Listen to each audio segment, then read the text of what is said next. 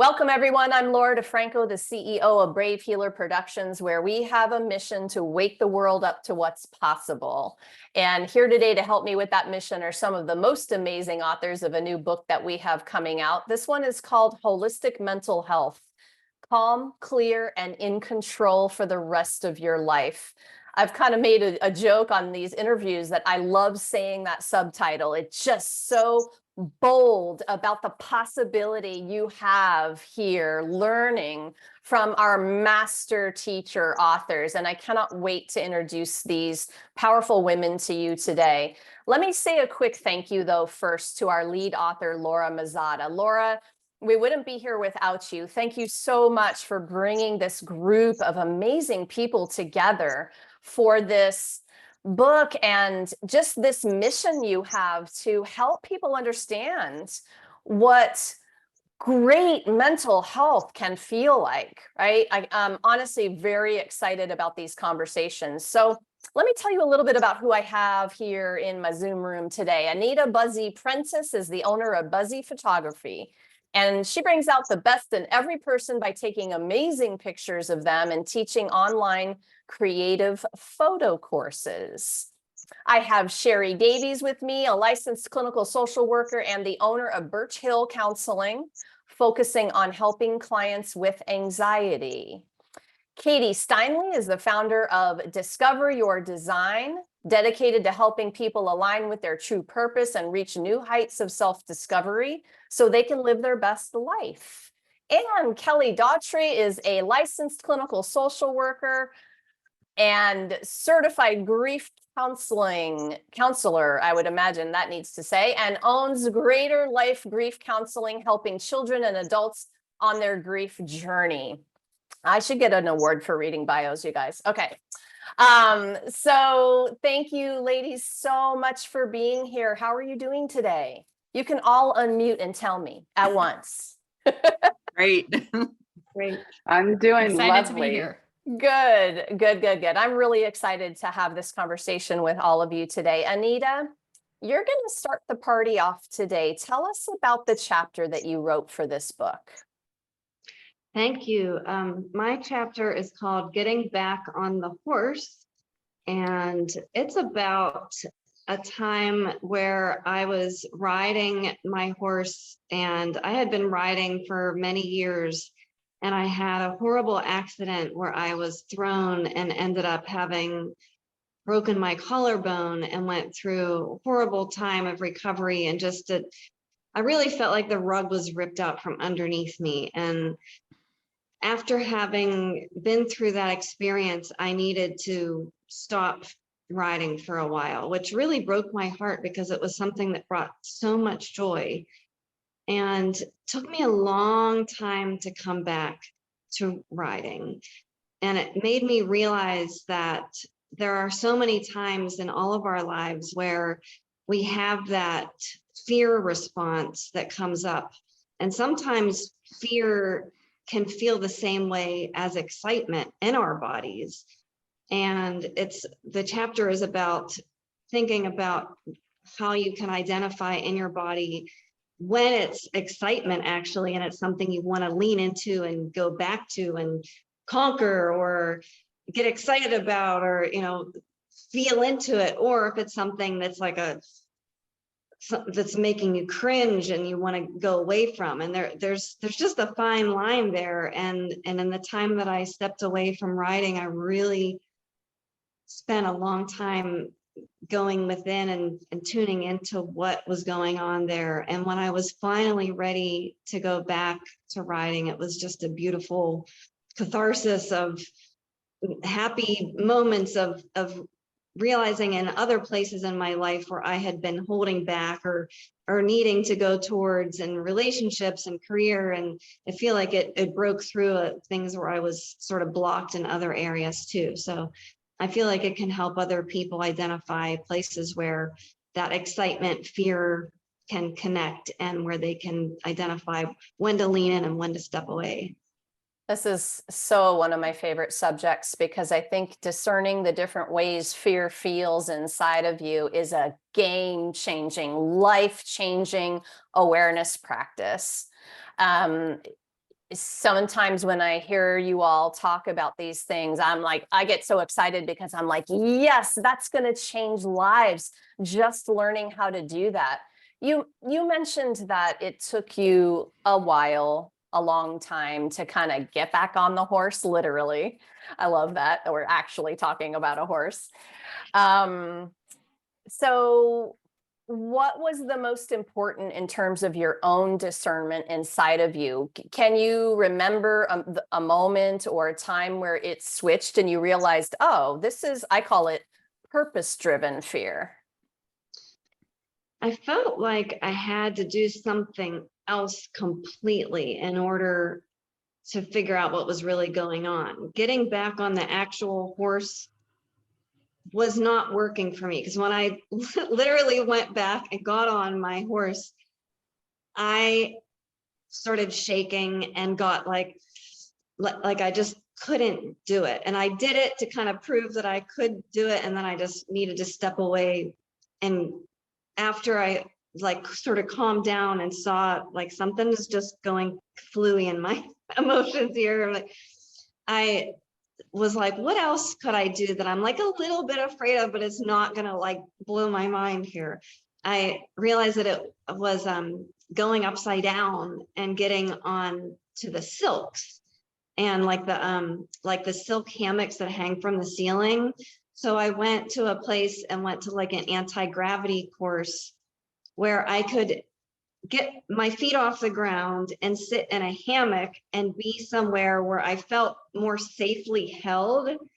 And it was similar to being on a horse in a way, in that you were a little bit out of control, a little off balance, but it wasn't the exact same. And I worked on working through that fear of going, you know, being upside down and having my balance sort of challenged for a good long time, and worked through getting my confidence and making friends with those silks. I ended up getting silks put into my studio here so that I could, like, I felt like I got to make friends with them, and like they're just here, and I lay in them like a hammock and just like rest in them, and I felt like I could just calm down and be not so challenged and driven and like, ugh, like I felt like I could just be like with them, and I could be resting and okay with being a little bit in my out of my comfort zone before I was able to step back to the actual challenge, which was getting back to writing.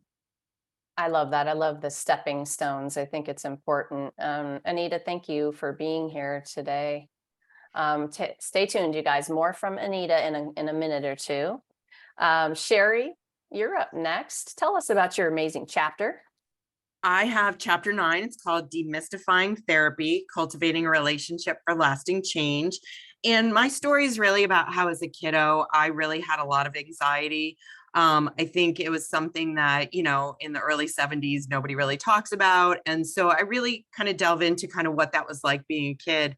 And it really culminated when I was in 4th grade. I had our home was robbed, and we came home while they were going out the back door. And it was just the trauma of that situation, and how from there we just pretended like nothing had happened. And but internally, for me, it was very, very traumatic. It was checking under my bed every day, checking in closets, making sure that that feeling of safety, that fear that Anita just talked about, you know, just resonated with me for the rest of, you know, years and years and years. And so as I got older and my body held on to that trauma, it became really apparent to me that I had to do something different. And so going to therapy was one of those things that, you know, I integrated into my life, along with acupuncture and, you know, yoga and all these other things.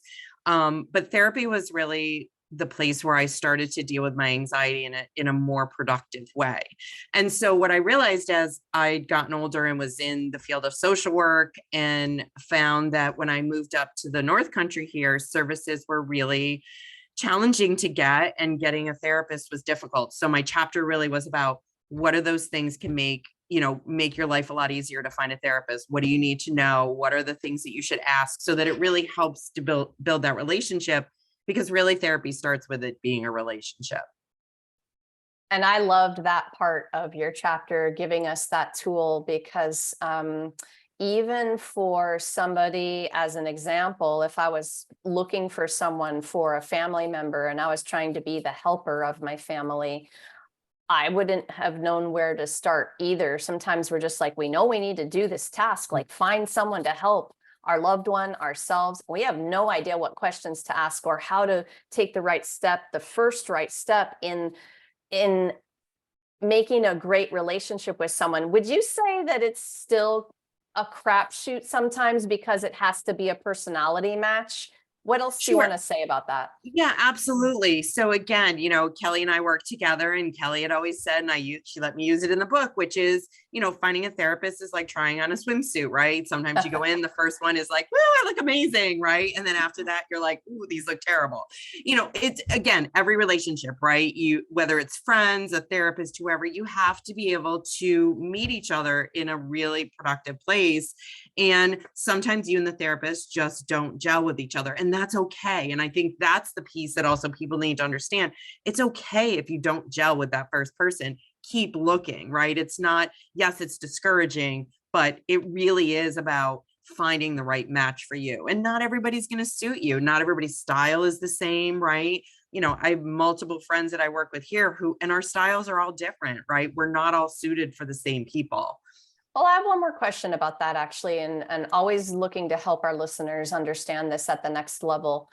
I'm used to self inquiry. And so how much do I need to weigh the resistance I'm having in that relationship versus no, this isn't a right match for me? Yeah, I think that's a conversation you have with the person that you're seeing, because sometimes you're right. Sometimes it's the fear of doing the work. And so that does interfere, right? But you can work through that with the person. And sometimes it really is, you just don't like the person. They're just not a good match for you. You have to kind of weigh both. But that conversation with that person, with the therapist that you see, is really important, not just to be like, I'm ditching you and, like move on from there. Have a conversation about that.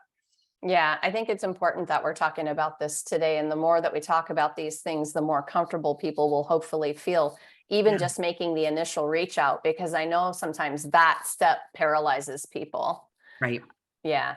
Thank you, Sherry. Thanks for being here today. More from Sherry in a minute or two, you guys. Katie, you're up next. Tell us about your amazing chapter.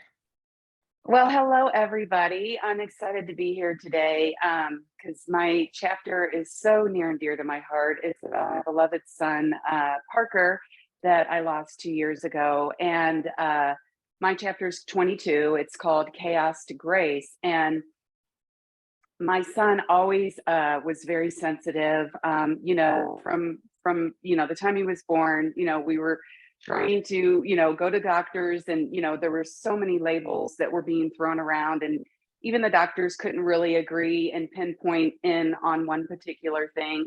I think that there's so many people in this world that just are born with an open filter, and life is just coming at them constantly, and we don't have a lot of tools other than just throwing medications, prescription medications at them, and then giving them a label, right? And what do you do with that? And unfortunately, the older my son got, the more stressors that came at him, the harder that life became. And he ended up just trying to get a Xanax from somebody, but it had a lethal amount of fentanyl in it. If people have heard of fentanyl, it's the number one now cause of death for people ages 18 to 45. That's huge. And so after I lost my son, trying to keep myself from dying of a broken heart, trying to keep my family together. Like, we don't realize, with this fentanyl pandemic that, it's not just the person that dies, it's the entire family that suffers and is completely unraveled and broken down. And so I share some of the tools in my chapter that I found so helpful. I ended up becoming internationally certified in human design, which is an amazing tool that combines ancient science with genetics and quantum physics. And a lot of times when people are struggling, with labels or just trying to figure out wait, I feel like I'm different than other people. Like, what's wrong with me? What we really need to do is realize that our power lies in our difference. No longer do we want to just be the same as every other person out there. You know, we need to realize that we are each here with a unique thumbprint and here to make a unique imprint. And so my mission now is to help, families understand each other better, people understand themselves better, and to bring subconscious, strengths and gifts up to the surface. And I combine that with biofeedback. Everything that you can see, feel, touch, hear, everything is frequency, right? Everything holds a vibration. And so when we start to fine tune, we are musical instruments. And when you can really start to fine tune your body, your mind, your energy field, you allow your body, you give it what it needs to get back and create that homeostasis so that your frequency is just, it's in the spot that it's meant to be in. And that's when your magnetism, starts to increase and your life gets a little easier. There's just more flow to it. And so I am so grateful for this opportunity to just share and hopefully reach and help some people so that they don't have to suffer the way that myself and my son did. Thanks for being brave enough to share that story. I'm curious if this was the first time you had published it. Yes, this is okay. Yeah. the book. Yeah. Yeah, your story about your son. And I think that I just am grateful. Thank you for being brave enough to write that in our book and really share with people. So, because I know it made me wake up a little bit to my son and daughter. It just made me have a perspective that now I'm thinking about something that I wasn't really on the radar before, but very well could be because of the things that you helped me understand. So just a thank you from me to you, Miss Katie. Thank you. Thank you for recognizing that. Yeah. All right. So Kelly, tell us about your amazing chapter. Thank you so much for having me. My chapter is chapter 3, Gone But Not Forgotten, connecting to your loved one through visualization. And my story is about my mom who died when I was 14 years old after a 2.5-year battle from breast cancer. And I share about what that was like as a preteen going into teenage years and how difficult and challenging that was. And then also what my grief journey looked like. And one of the best things that happened in my grief journey was my dad forced me to go to a grief group. I met an amazing social worker named Rini and connected with other teens. And I finally felt like I wasn't alone in my grief. And because of that, I've become a social worker and a grief counselor. And my passion is being able to help children and adults with their grief. And my tool is, because I'm a big believer, and even though the person is gone, doesn't mean we can't still have a connection and a relationship with them. It just looks different. And so being able to have that continuing bond, it's a theory, continuing bonds theory. And so being able to find a way to connect with them. And so being able to use a visualization like the tool in this chapter is a great way to be able to connect with a loved one and maybe to have any unresolved issues or things that you wish you could have said that you didn't. This is your opportunity to. This is such a great example of what's possible and the opportunities that people have when, maybe they thought, oh, well, they've passed. So I lost my opportunity to heal anything that maybe was left over or remnants of a relationship gone bad or something, right? What else do you want to say about this? So important. Well, I'll just give you an example from actually probably about a month ago. I had a girl that I've seen for a long time. She was very young when she experienced significant amounts of loss. And her father died after those initial losses. And it had been a while since I see her. She kind of comes back every once in a while when she needs to and gets like what we call a little booster session. And she was starting senior year of high school and really struggling with not having her dad here for this and what this looked like. And she was almost considering dropping out of school. And so I did this visualization with her, and her words afterwards was, wow, I didn't know I could still have that connection with him. And I could get teary-eyed thinking about it because I've known her since she was 6. So to see that and to know that she was able to connect with him in my office like that was just, it was amazing. And Yeah, that's big deal. mhm. That's the stuff, right? And that is you guys don't even know. You all are so brilliant at this. This is such an amazing segue into the next question I have for all of you, because this next question is important and it has to do with what's possible. And Kelly just talked about something that you may not have realized was possible. So Sherry, I'm actually going to start with you for this one. Why is it important to use a holistic approach when it comes to mental health? I think that's a great question. And I think with mental health is there are so many aspects of it. And, therapy, as I said, I love therapy. I do it. I've been to it. I think it's amazing, but it is only one part of who you are and what you need. As a group here, we have breathwork sessions here. We have a Reiki practitioner in our office who I go see. There's so many different alternative things that you can use. And again, right, going to a grief group, even if it's not if it's not my field, I'll send my clients to that, right? I send my clients to see the Reiki practitioner. And I think you need all different ways to handle things, because you know what? We're not a cookie cutter of like, this is the perfect solution to it. They're all pieces of a really great solution. Yes, great way to kick that question off.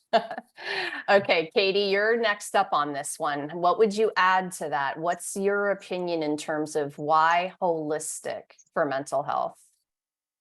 I learned a lot in my journey dealing with hospitals and the traditional system, and I realized even doctors would tell me it's somewhat broken and that it's very limited. They're very limited, especially when it comes to mental health, because it is such a unique process for the individual. And I think too, when you aren't in the hospital or in a doctor's setting, and you're at home and it's 2 a.m. and you are having a full-on panic attack, we all need to be able to have tools that we can reach within ourselves, or be able to empower ourselves. And that's what the holistic approach is all about. It's I feel like it's more tailored to what works for you, instead of just here's this checklist that you go through, and the checklist is none of it's working at 2 a.m, right? You're in a full-on panic. So love this question. Yeah, it's one of my favorite questions ever. When I, in my physical therapy practice, I learned right off the bat in the beginning that I wanted to brand myself as a holistic physical therapist, because it wasn't just physical, right? To us, it's a no-brainer, but I think to some people, like, we are literally waking them up a little bit to, hey, if your practitioner doesn't look at you as a whole body, mind, soul, then there's things are going to be missed. Maybe big opportunities or possibilities for healing, right? Kelly, how about you on this one? What do you want to add to this? Well, grief is experienced physically, mentally, emotionally, and spiritually. And if, as a teenager, I had horrific stomach problems after my mom died.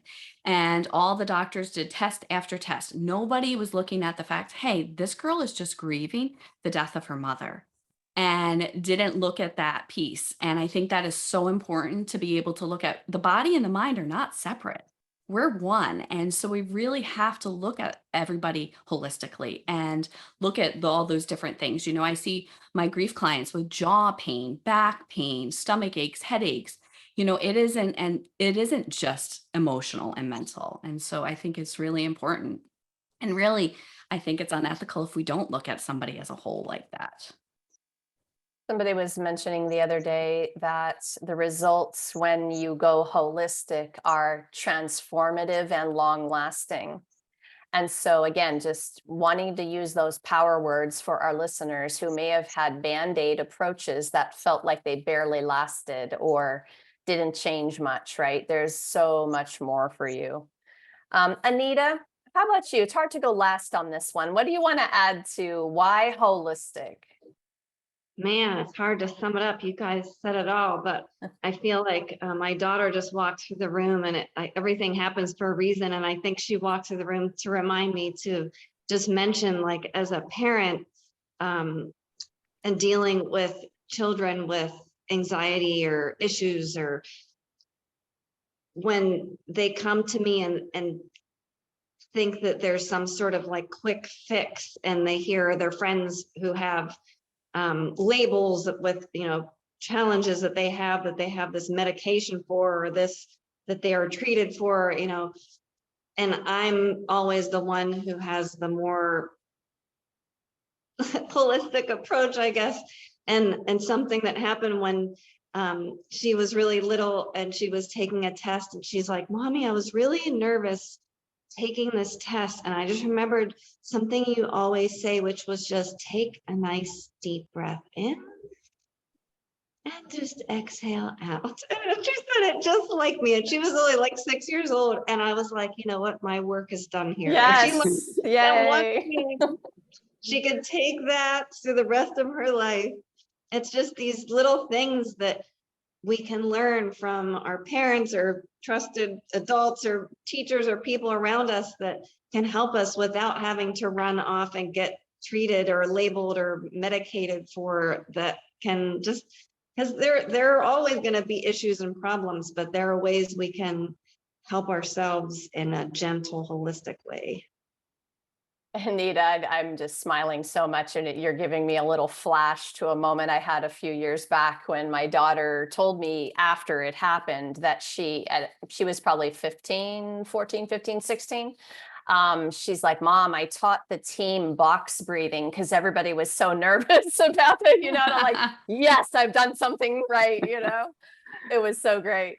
Boy, what a breath can do for you. And yeah, right. Amen. I know everybody here understands the power of the breath work.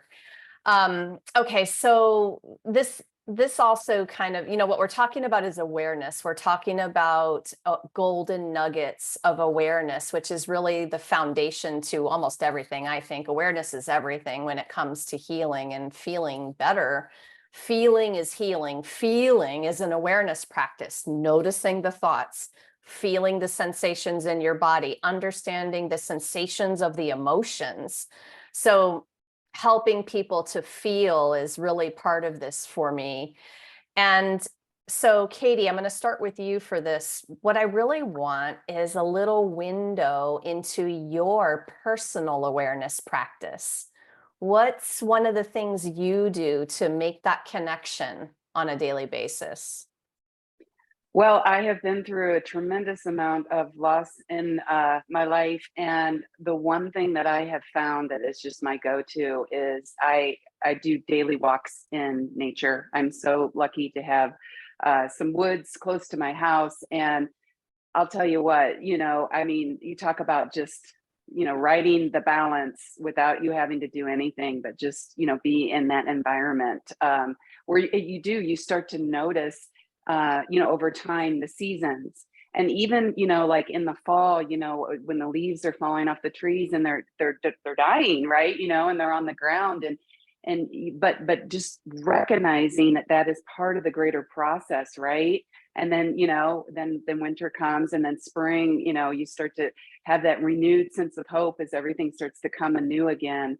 And it's so interesting because, I could go on and on and on, I've got so many awareness practices, but it's the simplest things, that are really, truly what we can always go back to. We can always count on, like we were saying earlier, just the breath work, that prana, that connection. We were talking about that connection with the other side, or, something greater than us. Just these little things we can do every day makes such a difference. One of my friends reminded me once that every time we watch a leaf break off the branch and fall from a tree, we are watching a once in a lifetime event. Mm. And I thought, whoa, okay, there's a way to look at nature. And, because you could be sitting in your back patio watching all the leaves fall during, and you're just like, whatever, leaves are falling. But now I'm like, I see one and I'm like, ah. And I breathe deeper. It's really quite amazing how many miracles are all around us every day. And Kelly? one interesting Go ahead. thing I just wanted to add is what I realized for me is like when the leaves fall from the trees, they're not going, ah, no, no, like all the resistance that we do as humans, they're just so, just letting it happen and just surrendered and trusting that it's part of the greater process. You're right. It just watching a leaf, can teach you so much. I had done some training recently online with Michael Singer, who wrote The Untethered Soul. He wrote a book called The Surrender Experiment. You're just making me think about it right now. That surrender, yeah. Oh my goodness, I could talk about that all day. Okay. So Kelly, if we had a little window into your personal awareness practice, what would we see? Well, I meditate. I try to meditate most mornings, not always, but I just do a quick 10-minute meditation. For me, it's really grounding and sets me up for a good day. And I do a lot of breath work. We have it here at our office on a pretty regular basis. We bring in a breath work teacher because it has been life changing for me. I discovered it before COVID. It's a very active breath, and it's really just keeps me grounded. I'm able to let go of stuff that I didn't realize I was even holding on to. I use EFT tapping a lot to kind of help keep myself grounded, and mindfulness and walking and running. I do a program called Healing Strides, which is like my baby and my absolutely love. And the first hour is a traditional grief group. And the second hour is training for a 5K race. And at the end of the 6-week program, all of our participants and mentors run a 5K together. And so just being able to teach them to be in that moment with their grief, to also while feeling their feet hit the ground as we run and just paying attention to what's happening around them, I just think is so important. I love the way that you combined being in your body with feeling whatever is there, giving people permission to feel that, but also crafting the community around the activities is just like brilliant. Yes, love, Yeah. love, love. Okay, Anita, how about you? What's up in your day to day with your awareness practice? I definitely love walks in the woods, meditating, all those great things, yoga. The one thing I definitely want to add is journaling. And Julia Cameron in the Artist's Way book talks about the morning pages. And since I'm a photographer, I'm all about the creative artists within and nurturing that creativity. And I think we're all creative in whatever we do, or even just in hobbies or whatever. But getting in tune with that, with my creative spirit, is greatly enhanced when I'm able to cut through a bunch of clutter that just hangs around. And that's what I feel like that journaling, I write just whatever is on, it doesn't have to be prose or like meaningful anything. I don't want anybody to read it. I may as well just throw away. I have stacks of journals that for some reason I'm saving, like, but they're just filled with like, I don't even know what I say. Sometimes I glance back and I'm like, that's, but that is super duper helpful, is that journaling process. It really just helps get rid of some stuff so I can tune into what's really going on. I'm a fan of that one, right? So my saying is I write to feng shui my soul first, right? Those are my notebooks full of feng shui. I did do a journal notebook purge at one point a few years back, and it was hard, but it was so good to get rid of some of them. I have some of the oldest ones still. I can't get rid of a few of them, especially that one from when I was 15, and it's got the little silver lock on it, the little diary. Oh my God. I love it. All right, Sherry, how about you? Share with us what you do and for your awareness practice. Sure. So like Kelly, and I'm in the same class with her, breath work has been life-changing for me. It is definitely, it's not your normal, the box breathing where this is an active breath that helps move emotion out of your system and changes that energy field that you have around you. And so that's been, just transformative for me. But on a day-to-day basis, really where I'm at in my life is I'm very much, as someone who's had anxiety and spent most of my life worrying about the future, is I'm trying very actively to stay in the now. So I'm much more in tune with how am I feeling right now. If I've got something going on, really accepting that it's okay if I'm angry, if I'm sad, I'm upset, I'm happy, whatever the case may be. And just really, when I start thinking about the worries for the future, right? Bringing myself, doing a check. Why am I worried about that? What am I missing right now? So I feel like I've been far more present in the last 3 or 4 years with being here and now, and not always living in the what's going to happen and living in that space of anxiety. And so that mindfulness practice for me is very specific, which is the check-in. What am I doing? How am I feeling? What's going on? Really reflecting at the end of the day. Okay, how did that day go? All right, what's tomorrow? We're good. We're starting fresh, and really looking at every day starting fresh, as opposed to dragging things into the next day with me. Yeah, really, really important. Your presence practice, your now moment practice. I think all of you are talking about that in your individual Right. ways. There's so many ways to be here now. And that is what's most important. Are you connecting into the moment? And for me, with the writing I was talking about before is, poetry. There's a place in poetry, a channel where words move through, but I had to do a lot of burn the journals kind of journaling before I got open to that channel. And I also just wanted to mention music for me is one of those Yeah. ways. Sometimes I just need to turn it on loud and be in the vibration of whatever that is, right? So, and there's so many. I mean, we could talk for another hour about all the different ways. And partially these books are that, you guys. And I thank each of you for not for just saying yes to this project, but you stepped up and you shared your stories that are vulnerable and brave. And I thank you for that. And then we have your master teachings on all of these kinds of practices and strategies. So our readers are going to have a toolkit, a powerful, powerful, practical toolkit for maybe that 2 a.m. in the morning time you spoke about earlier. It's pretty awesome. And so speaking of them, of our readers and our listeners today, I want to close out with each of you. Kelly, I'm going to start with you first for this one.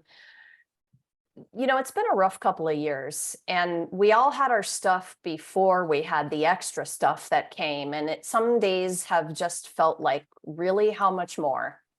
And I know there are people struggling for lots of different reasons. What would be that one thing you want them to know today? Just ride the wave.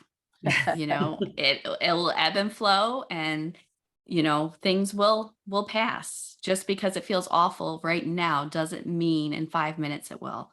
And going back to like asking, like Sherry talks about, what's wrong right now? And when we ask ourselves that, usually there's more good than not good in the moment. And sometimes right now sucks. I'm not Right. downplaying that at all. Absolutely. Sometimes right now sucks. But most times, just be here now and ask yourself, what's wrong right now? And try to find the good and the gratitude in your life.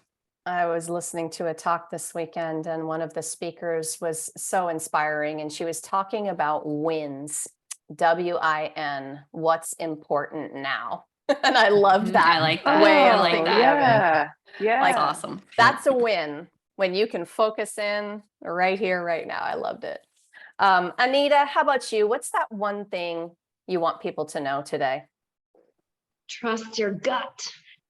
Whatever your gut's saying, just trust it. If you need to leave that guy or climb that hill or jump on that bike or plant that plant, just trust your gut and just do it. I love it. Yes, trust the gut. It's taken some of us a lifetime to figure out how to do that. And y'all, those who talked about our kids, that's my inspiration every single day to do that better, is to model that for both of them. Sherry, how about you? What's the one thing you want people to know? I think you need to start treating yourself like you would treat your best friend, because we treat our friends far better than we treat ourselves. And so when you're really critical of yourself, you need to think, would I ever say that to my best friend? And 9 times out of 10, the answer is no, I would never say that to my friend, because it would be hurtful. It would be, whatever. And if you start to think of yourself as your own friend and you start treating yourself with more kindness, there's a lot of forgiveness in that, right? And it's okay to have all those different emotions. There's nothing, I always talk to my kids that I see here of there's no good or bad emotions. They're just emotions. And so stop judging yourself for having this quote unquote bad emotion. It's just their emotions. They're part of you. It's okay.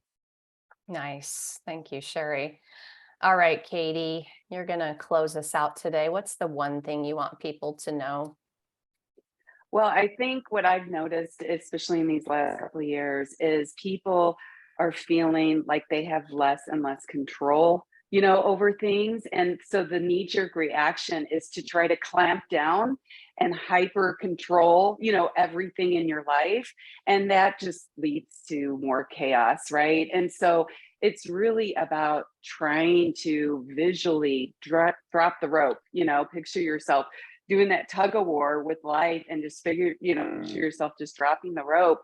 And, I always go back. What's really got me through the last couple of years is that the serenity prayer, and it's, God grant me the wisdom to accept the things that I cannot change, because a lot of the greater things that are happening, you really do have limited control over, but the wisdom, to change the things that I can, to know that difference. And so, balancing out that control, holding that control in one hand and holding trust in the other, and really just, in that present moment, right here, right now, what can I change? What can I not? What can I just be happy with where I'm at? And like, somebody mentioned earlier, if you don't like the moment that you're in, it will change. Give it a 5 minutes and it'll be a whole different world.